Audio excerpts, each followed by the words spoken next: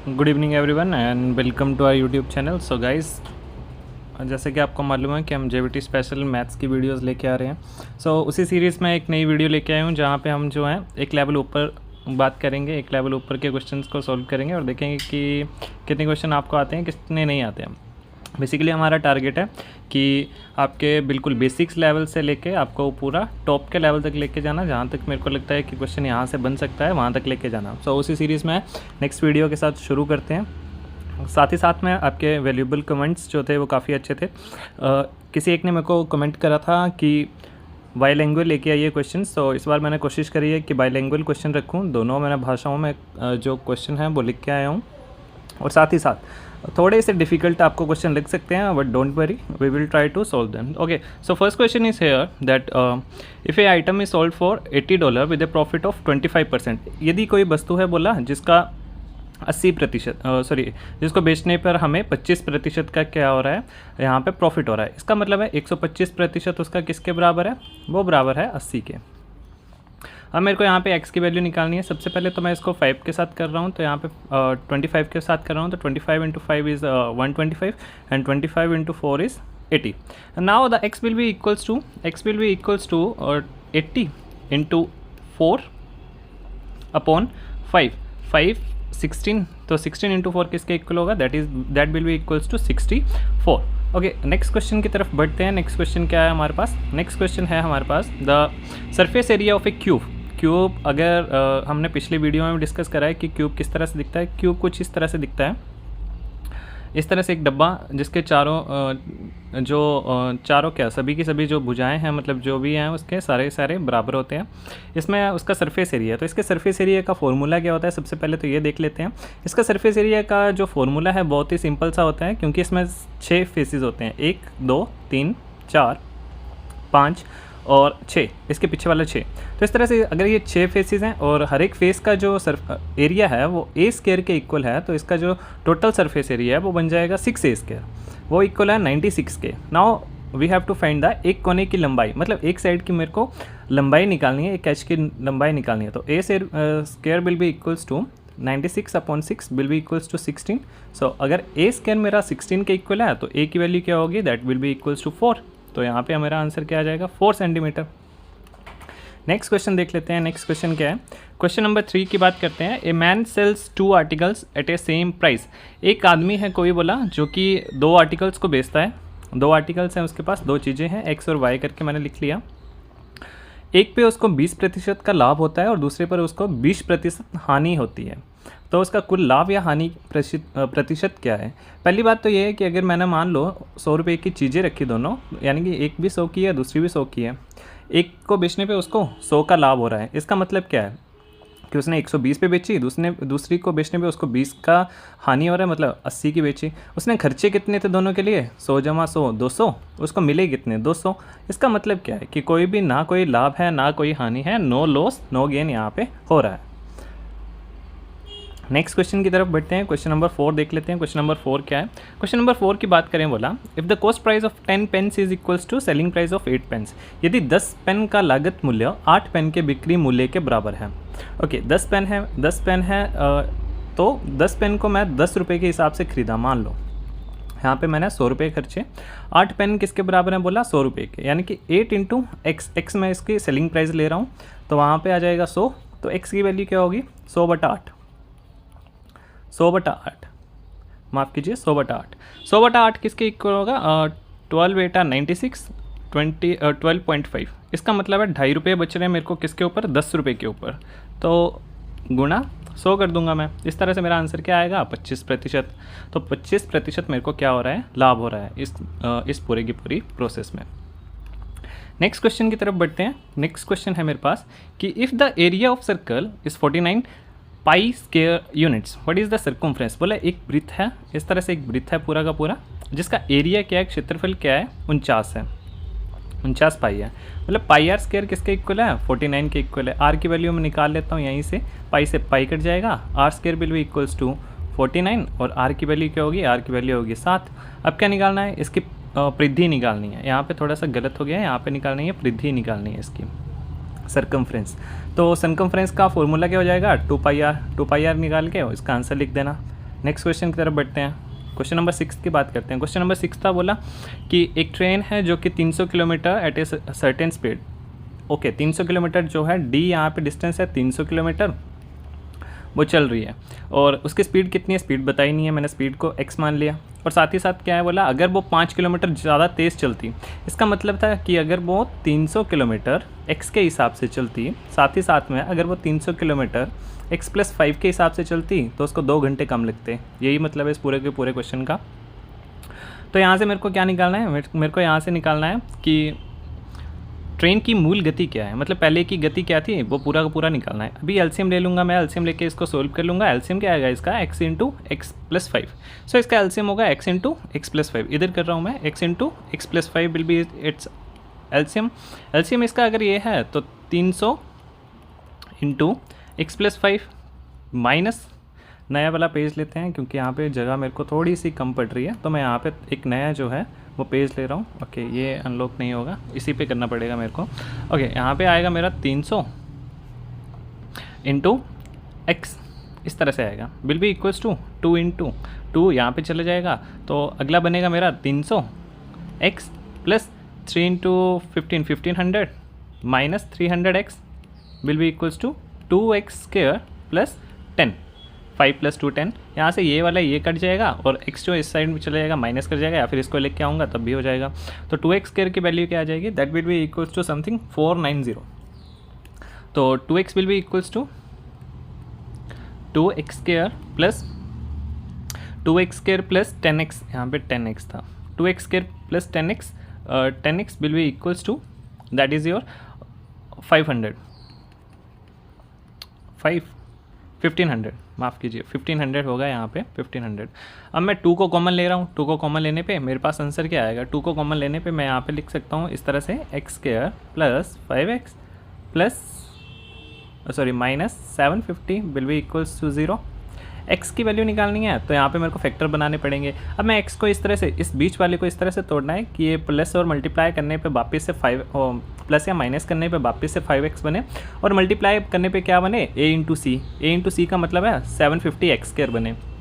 तोड़ सकता हूँ मैं किसी तरीके से, कोई ना कोई तरीका तो होगा। अब क्या होगा, थोड़ा सा दिमाग लगाना पड़ेगा। यहाँ पे 25 और 75 है तो 550, 5 होता है, और यहाँ पे मेरा वैल्यू क्या बन रही है 30, तो 25 इंटू 3 कितना होता है, ओके 25 और 30, ये मेरे पास 3 ऑप्शन, सॉरी 2 यहाँ पे रूट्स आ रही हैं। 25 एक प्लस की आएगी, एक माइनस की आएगी, और इसको सोल्व करने पे, प्लस और माइनस को सोल्व करने पे मेरे पास क्या आएगा, 25 जो है वो मैं प्लस की रख रहा हूँ, और सॉरी माइनस की रख रहा हूँ, ये वाली प्लस की रख रहा हूँ। इसमें 25 जो है उसकी वैल्यू आएगी इक्वल्स टू सी। तो यहाँ पे ये सी ऑप्शन जो है वो बिल्कुल ठीक होगा। ये जो पूरा का पूरा इक्वेशन है, जब आप इसको सोल्व करेंगे तो आपको यहाँ से जो है वो 25 यहाँ पे वैल्यू निकल आएगी। नहीं निकलेगी तो मेरे को कमेंट बॉक्स में बताना, मैं अलग से आपको करके जो है वो इसका टेलीग्राम चैनल पे शेयर कर दूँगा। साथ ही साथ में एक सूचना और भी है कि टेलीग्राम चैनल जो है वो, उसका लिंक मैंने अभी डाला नहीं है। पिछला वाला टेलीग्राम चैनल उसमें थोड़ी सी गड़बड़ आ गई है, तो नया वाला टेलीग्राम चैनल जो मैं क्रिएट कर रहा हूँ वहाँ पे पूरा का पूरा लिंक, साथ ही साथ में पूरा का पूरा शेड्यूल जो है टाइम टू टाइम मैं डालता रहूँगा। ओके, नेक्स्ट क्वेश्चन की तरफ बढ़ते हैं। नेक्स्ट क्वेश्चन क्या था हमारा, इस पूरे की पूरी क्वेश्चन को सोल्व कर लेना, अगर नहीं होगा तो मेरे को बता देना। वैसे इसका वैल्यू जो है यहाँ से 25 निकल आएगा, क्योंकि माइनस के 25 प्लस के 30, जब x माइनस 25x होगा तो वहाँ से वैल्यू जो है मेरी पॉजिटिव में 25 आएगी और नेगेटिव में 30 आएगी। पॉजिटिव वैल्यू हमने उठानी है, मतलब 25 जो है वो इसका सही आंसर रहेगा। नेक्स्ट क्वेश्चन देख लेते हैं। नेक्स्ट क्वेश्चन क्या है हमारे पास, दैट इज़ 2, इसको इस तरह से लिख सकता हूँ, 2 की घात 2 इस तरह से, बाहर 3 है, गुना 2 की घात कितनी है 4। ओके, सो आपको पता है कि अगर इस तरह से बाहर लिखा है तो इसका मतलब होता है 2 की घात 6 गुना 2 की घात 4। जब मल्टीप्लाई बीच में लगा है तो पावर्स क्या होंगी, ऐड होंगी। 6 + 4 किसके इक्वल होगा, 2⁻10। इस तरह से इसका आंसर ये आ जाएगा। नेक्स्ट क्वेश्चन देखते हैं। नेक्स्ट क्वेश्चन क्या बोलता है, बोला सिंप्लीफाई करो 4 और बाहर लिखा है 1/2, इस तरह से ये लिखा है पूरा का पूरा। बेसिकली यहाँ पे थोड़ा सा इन्होंने जो है टाइपिंग करते हुए थोड़ी सी गड़बड़ है, पर कोई बात नहीं, हम इसको कर लेंगे। 2⁻2 मैं इसको इस तरह से लिख सकता हूँ 4 को, बाहर 3 है तो 3 इस तरह से आ गया तो मल्टीप्लाई कर देगा, और मल्टीप्लाई बाय 1/2 हो जाएगा। तो अगर 2 से 2 काट गया तो बचा क्या, 2⁻3 बचा। तो इस तरह से आंसर ये वाला आ जाएगा, दैट इज़ बी ऑप्शन जो है बिल्कुल सही आएगा। नेक्स्ट क्वेश्चन देख लेते हैं। नेक्स्ट क्वेश्चन क्या है, बोला एक अर्थमेटिक प्रोग्रेशन, एक अंक गणित प्रगति जिसको बोलते हैं अर्थमेटिक एपी सीरीज़ के ये क्वेश्चन मैंने दो बेसिकली मैंने कोशिश करी है कि मैं सभी टॉपिक से मिनिमम दो क्वेश्चन उठाऊं ताकि थोड़ा सा जो है वो सभी टॉपिक्स को मैं हल्का हल्का जो है टच कर सकूं। एपी सीरीज़ में बोला अगर ए जो फर्स्ट टर्म को लिखते हैं, ए की वैल्यू 3 है और डी कॉमन डिफरेंस होता है, कॉमन डिफरेंस की वैल्यू कितनी है 5 है। अब मेरे को क्या निकालना है, फिफ्थ टर्म निकालना है। फिफ्थ टर्म किसके इक्वल होती है, बोला a fifth will be equals to a plus 4d, यही होता है। ए अगर 3 है 4 इंटू 5 हो जाएगा, 4 5 20, 20 plus 3 that is equals to 23। Next question की बात करते हैं। नेक्स्ट क्वेश्चन क्या बोलता है, बोला the 12th term of an A P is 38 है 12th टर्म, मतलब A12 equals to a plus 11d किसके इक्वल है, बोला 38 के। Okay and fifth term is 14, A5 जो कि किसके इक्वल हमने अभी करा है, a plus 4d will be equals to 14। What is the common difference, common difference निकालना है। एलिमिनेशन मेथड से मैं निकाल सकता हूँ, पहले तो डी निकाल लूँगा उसके बाद ए निकाल लूँगा। ओके कॉमन डिफरेंस ही पूछा है तो डी निकालना है, तो डायरेक्ट मैंने माइनस कर दिया, यहाँ से यहाँ कट गया, माइनस लग गया, यहाँ पे आ गया 7d इक्वल्स टू 24। कुछ इस तरह से मेरे पास आंसर आ जाएगा। थोड़ा सा मेरे को लगता है कहीं ना कहीं पे यहाँ पे प्रिंटिंग मिस्टेक है, क्योंकि यहाँ पे 35 होना चाहिए था, यहाँ पे 35 होगा तभी जाके ये आंसर बनेगा, तब यहाँ पे 21 आएगा, 7 इंटू 3 तो 3 जो है यहाँ पे प्रॉपर आंसर आएगा। यहाँ पे थोड़ा सा गड़बड़ है, 35 होगा यहाँ पे, 38 नहीं 35 होना चाहिए यहाँ पे। नेक्स्ट क्वेश्चन की तरफ बढ़ते हैं। क्वेश्चन नंबर 11 है, बोला A can complete a piece of work in 15 days. यहाँ पे दो लोग हैं ए और बी, और ए बी सी 3 लोग हैं, माफ़ कीजिए, और तीनों जो हैं साथ में काम करते हैं, तो बोला कितने दिनों में वो काम को ख़त्म कर देंगे। अलग अलग से उनका काम बताया, एक 15 दिन में करता है, एक 20 में करता है और तीसरा जो है वो 30 दिन में करता है। कैसे करते थे इन क्वेश्चन को कुछ इस तरह से करते हैं। सबका एलसीएम ले लेंगे, 20 30 का एलसीएम ले लेंगे, 5 से किया मैंने, 5 3 15, 5 4 20 एंड 5 6 30। तो यहाँ से मेरा आंसर क्या आ जाएगा, 3 से।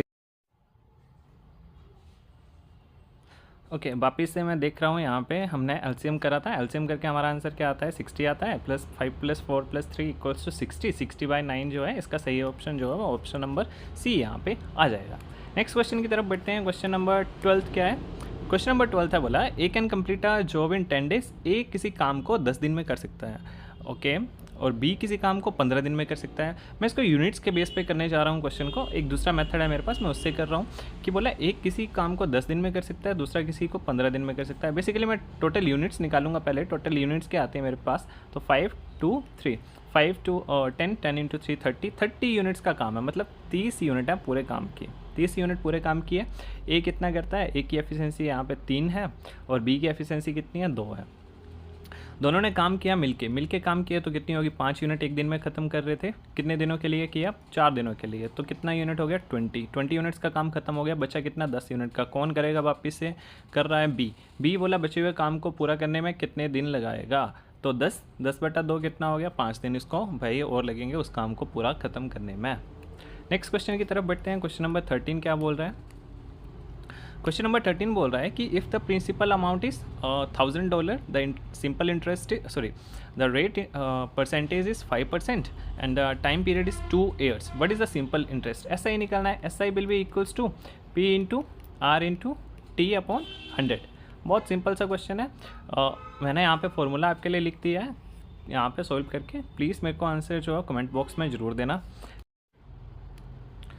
ओके सो नेक्स्ट क्वेश्चन जो है वो आपका था कि एक सिंपल इंटरेस्ट है जिसमें आपको 2000 पे आपको 8% के हिसाब से कुछ टाइम में मतलब टी टाइम है, उसमें कितना लग रहा है, बोला 320 रुपये ब्याज के तौर पे प्राप्त हो रहे हैं। आपको टी निकालना है, तो टी कैसे निकाल सकता हूँ मैं, T will be equals to 320 upon 8 into 20 करके, तो यहाँ से आ जाएगा 16 और 8 दूनी होते हैं 16, तो आंसर क्या आएगा, 2 years। यहाँ से ये वाला ऑप्शन जो है बिल्कुल सही हो जाएगा। नेक्स्ट क्वेश्चन है मेरे पास क्वेश्चन नंबर 15। क्वेश्चन नंबर 15 को कैसे किया था मैंने, क्वेश्चन नंबर 15 मैं फिर से यहाँ पे कर रहा हूँ। ओके क्वेश्चन नंबर 15 का यहाँ पे बनेगा that will be equals to कि x² minus 5x plus 6 x² minus 5x plus 6 will be equals to 0।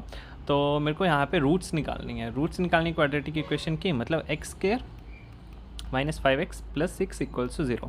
हमेशा याद रखना a into C must be equals to b into B तुम्हारा बनना चाहिए। मतलब इस b को तुमने इस तरह से तोड़ना है कि ये a इंटू सी बनना चाहिए। पहले मैं a इंटू सी को थोड़ा सा मल्टीप्लाई कर लूँ, एक्स स्क्र इंटू 6 होता है 6x स्क्र, तो इसको इस तरह से तोड़ना पड़ेगा। तो X square minus 3x minus 2x plus 6 equals to 0 हो गया।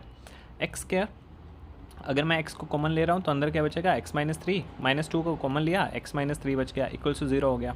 x माइनस 3 और x माइनस 2 इक्वल्स टू 0, तो x की वैल्यू क्या होगी 3 और 2, यहाँ से मेरे पास ये वैल्यू आ गई। ठीक है, क्वेश्चन नंबर 16 की बात कर लेते हैं। बोला तो यहाँ पे बोला है कि एक क्वाड्रेटिक इक्वेशन है जहाँ पे आपको p प्लस क्यू निकालना है। p प्लस क्यू की वैल्यू क्या है वो निकालनी है। तो वही वाला मेथड है जो अभी पीछे किया है कि पहले तो इसको सोल्व करें, p और q निकल लेंगे दो रूट्स और फिर इनका आंसर निकालें। नहीं तो ऐसा भी है कि दो रूट्स दिए हुए हैं तो दोनों को ऐड करने पे ये जो है यही बनता है, क्योंकि हमने पीछे वाले क्वेश्चन को भी करा था, उसमें भी p प्लस क्यू को ऐड करने पर हमारे पास वापस यही बनेगा। तो इसका आंसर क्या हो जाएगा, ए वाला ऑप्शन जो है इसका सही आंसर हो जाएगा। नेक्स्ट क्वेश्चन की तरफ बढ़ते हैं। Next question, okay next question, it was my last question और आई होप आप सभी ने अच्छे से किया इनको और थोड़ा सा आपको मज़ा आया होगा क्वेश्चन करने में, क्योंकि क्वेश्चन थोड़े से टफ थे। इस बार मैं थोड़े टफ लेके आया था। आई होप कि आप सभी ने इनको एंजॉय किया होगा और अपने वैल्यूएबल कमेंट्स प्लीज़ ज़रूर दीजिए इस वीडियो के ऊपर। और अगर आपको किसी और टॉपिक के ऊपर भी वीडियो चाहिए तो मेरे को बताइए, मैं कोशिश करूँगा कि मैं उसको लेके आऊँ। और तब तक के लिए कीप स्माइलिंग और बी हैप्पी।